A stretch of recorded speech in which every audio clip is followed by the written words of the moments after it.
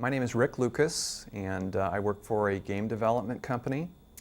I have been doing this for about 15 years. Originally was doing it for one of the larger companies in North America. Decided I wanted to do it on my own, so I started my own company. When I was in high school, there really wasn't a video game industry. I was always interested in games, played board games with my family, and once I got to college and video games were on the scene, made the transition to video games, always enjoyed playing them and was interested enough that I wanted to learn how they were made. I enjoy my career first and foremost, and I feel lucky to be able to say that. I enjoy the ability to create game designs probably more than any other element of my career. Just having the ability to use your imagination at work is wonderful. But I think anybody coming into this field shouldn't harbor any illusions. It is a difficult and challenging field. There's much competition in game development as the whole game development industry grows at a rapid rate.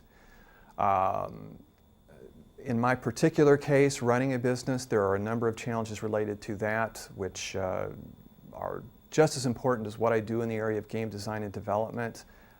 And if you are running your own business, certainly you need to be just as committed to excelling in those areas as you do with development. One thing that I would mention to folks who are interested in a career in game development is you've got to get used to hearing the question, well, what do you really do for a living? Or when are you going to get a real job? Those are probably the two questions that I get asked the most. It's funny because despite the game development industry being larger than the film and the music industries combined, I think because they are games, people still don't necessarily see this as a real business or a real opportunity for a career when in fact it's quite robust and growing at a tremendous rate. Well, if I'm looking to hire a game developer, I'm looking first and foremost at their ability to communicate. Can they communicate clearly? Can they work in a team setting? Are they detail-oriented? Are they good time managers? In terms of their particular discipline, certainly if they're coming in as a programmer, I'm going to look very closely at their skill in mathematics and physics. If they're coming in as a designer, I may be looking at other areas. How knowledgeable are they about arts and humanities? And that's why I suggest that students have a well-rounded approach to their coursework, because it's quite common for someone to come into game development, for example, as a programmer, and then later in their career transition to a design position. I do teach a course in game development and just get a tremendously talented group of students coming through that course. I will say the one thing I wish I saw in students, really at every level, were stronger written and verbal communication skills. And again, I don't think people necessarily relate that to game development or understand the importance of that, but not just in a classroom setting, but certainly in a workplace setting. Those are skills that are of tremendous importance, and would encourage students to get as much exposure and experience in those areas as possible. Well, certainly the coursework that I had in English, whether it's communication arts, English composition, that's going to be useful to you whether you're in game development or virtually any field. The ability to communicate well will pay benefits. In my particular area, certainly mathematics.